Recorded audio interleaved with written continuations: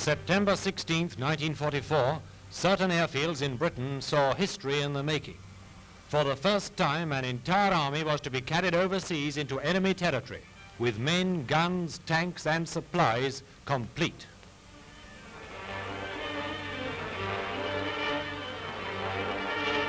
A great fleet of aircraft stood ready to embark the paratroops and glider-borne troops for Holland.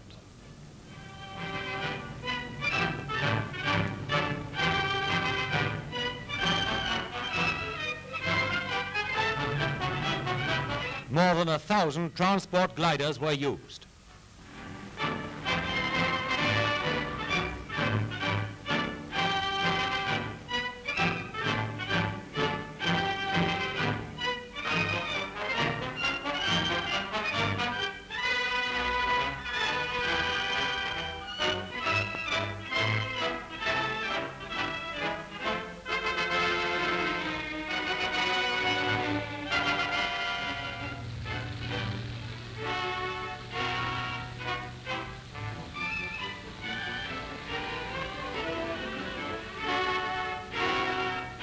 In many ways, this operation resembled the airborne invasion of Burma this spring, though on a much larger scale. As in Burma, this force was to be landed behind the enemy line and would be required to maintain itself for some time.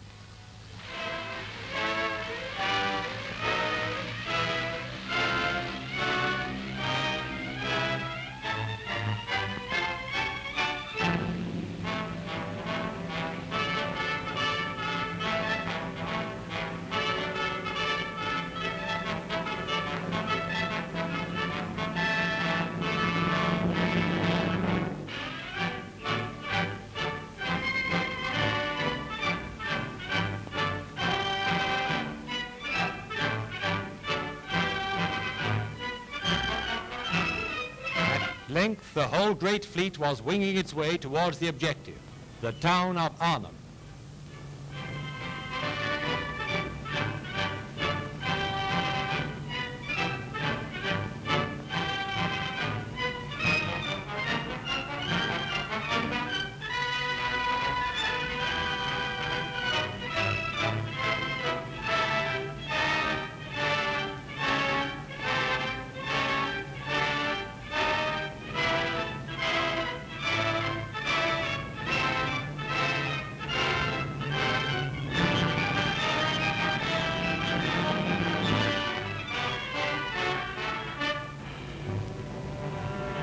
Above and below circled scores of protecting fighters, guarding the defenseless gliders and transports from prowling aircraft of the Luftwaffe.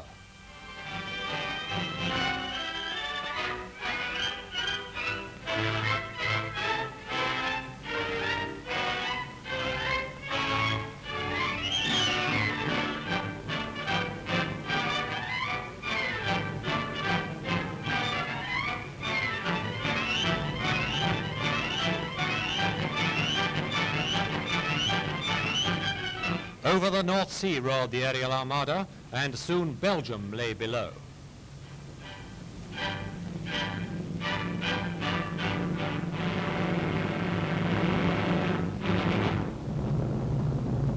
Gleefully, Belgian townsfolk watched its passing as it headed towards the Dutch border.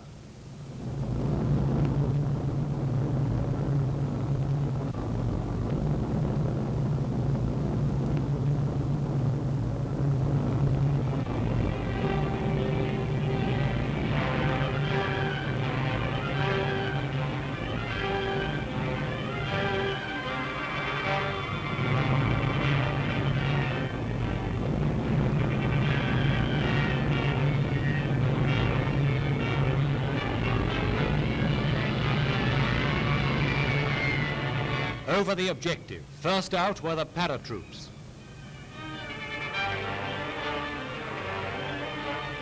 This bold venture was a far cry from the aerial invasion of Crete. Within the brief space of little more than 3 years, Germany has been left far behind in aerial warfare.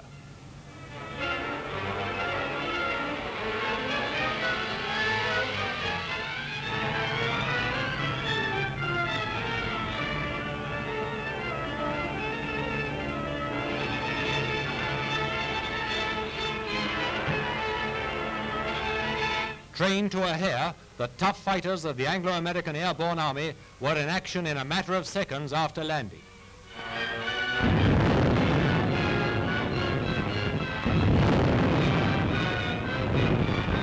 Their first task was to neutralize immediate enemy resistance and clear the way for the gliders to land without enemy interference.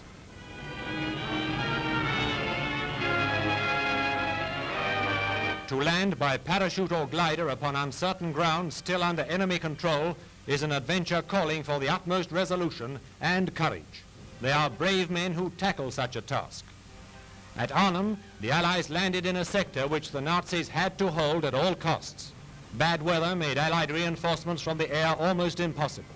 For sleepless days and nights, the Allied troops held out against overwhelming odds before they were withdrawn.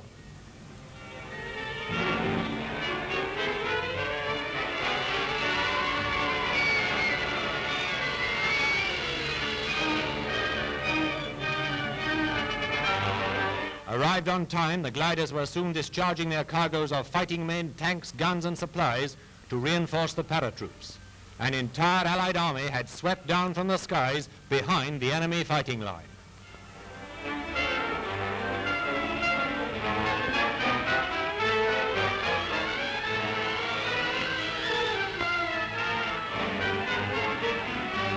Soon casualty stations were established and the wounded received prompt attention.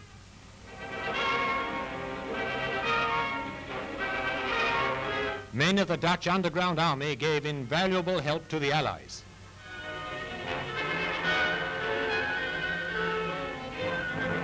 Prominent among Nazi prisoners taken were many young boys.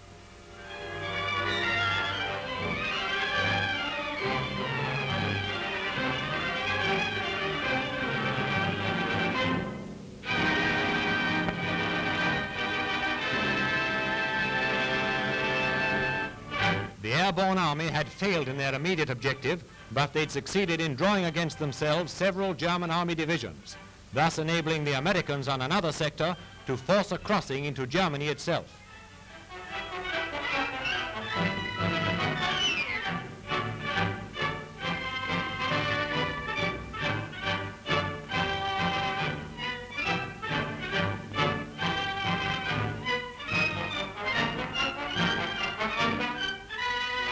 This was a historic moment.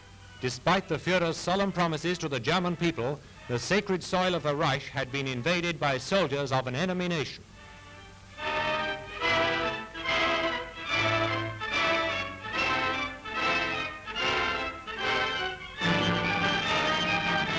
Short of mechanical transport, Nazi prisoners used any sort of conveyance available.